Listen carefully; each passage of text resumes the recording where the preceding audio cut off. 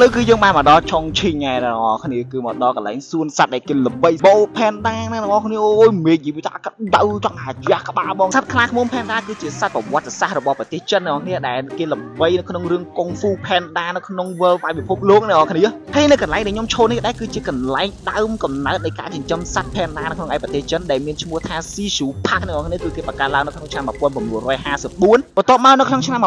1960នេះគឺគេបានបង្កើតកន្លែងនេះគឺជាកន្លែងអភិរក្សសត្វព្រៃនៅបង្កាត់សត្វព្រៃនៅក្នុងនេះដែលដូចឈ្មោះថាជា Chongqing Zoo គឺនៅ Chongqing នៅឯប្រទេសចិនហ្នឹងឯងណាបងប្អូនគ្នានេះគឺជា map ណាបងប្អូនគ្នាគឺយើងអត់វែងទេយើងអាចមកលេងនៅសួនសត្វនេះបានដោយការមើល map ណាបងប្អូនគ្នាហើយវាងាយស្រួលមើលណាបងប្អូនគ្នាគេដាក់រូបមកណាបងប្អូនគ្នាអត់ចេះចិនក៏មានអង់គ្លេសណាបងប្អូនគ្នាហើយមានអក្សរទៀតណាបងប្អូនគ្នានេះគឺជាផែនដាយើងចង់ទៅផែនដាយើងចង់ទៅលេងត្រីលេងអីណាគឺយើងមានសត្វច្រើនមែនតើមិនមែនមានតែផែនដាទេនៅក្នុង Chongqing Zoo នេះណាបងប្អូនគ្នាអញ្ចឹងមិនថាគឺអភិវឌ្ឍសត្វព្រៃណាបងប្អូនគ្នាសត្វមានច្រើនសម្បូរបែបខ្ញុំថតឲ្យបងប្អូនគ្នាមើលទាំងអស់ហ្មងមើលដល់វគ្គខ្ញុំ review សត្វណាបងប្អូនគ្នាមើលផ្ទាល់ហ្មងប្រចាំមើលមុខខ្ញុំណាបងប្អូនគ្នាយើងមើលឈ្មោះហើយគឺយើងអាចទៅមើលអានេះមិនដឹងកាធាយឬក៏មិនដឹងតើគេខ្ញុំអត់ស្គាល់ឈ្មោះទេណាបងប្អូនគ្នាអធិស្ឋាន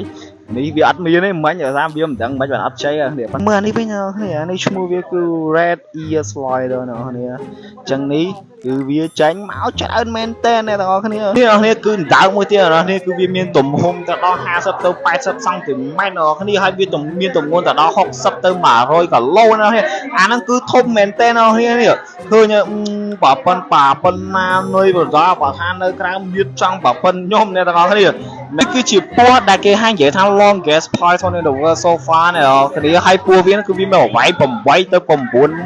នា the longest ever found 14.85 ម៉ែត្រដល់ទាំងអស់គ្នាគឺនៅប្រទេសឥណ្ឌូនេស៊ីខ្ញុំបានមកដល់កន្លែងគេចិញ្ចឹមត្រីនេះចាំមែន Chongqing Zoo នេះគឺមិនមានតាផែនតាក្នុងគ្នាគឺមានតាំងពីសត្វព្រៃផ្សេងមានដូចជាពស់មានដូចជាអានេះត្រីខយណាបងប្អូនគ្នាពណ៌វាស្អាតមែនតើដូចតែខយនៅខ្មែរយើងដែរអញ្ចឹងសត្វកពើសត្វពស់បុរាណអីមកបើតែគាត់ថាពីច្រើនគឺឃើញសត្វពស់ហ្នឹងប្រភពវាមកពីដូចជាឥណ្ឌូមកលេព្រុយណៃឥឡូវគឺយើងបានដើរដំណើរទៅរកដំរីហើយបាទក្នុងរយៈពេល80ម៉ែត្រទៀតគ្នាមិនមែន80គីឡូទេដល់ណានៃមកដើរឡើងចុកជើងវរសាវាគឺជាភ្នំណាបងប្អូនឡើងចុះអាចុះអត់ហត់នេះអាឡើងហត់ណាស់ចង់លៀនតាដែរនៅខ្មែរតែធ្វើការឡើងតែចដើជើងចង់ដាច់ខ្យល់ office join ទី1ដល់ហ្នឹងឥឡូវគឺយើងមកដល់ដំរីទឹកហ្នឹងបងប្អូនហើយគេមានឈ្មោះរបស់គេហ្នឹងនេះ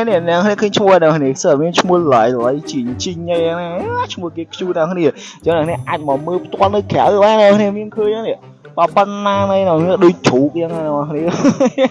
យាយទៅមើលសុំមើលមុខតិចមើលបែរមកមើលមុខតិចមើលដូចជ្រូកព្រៃមែន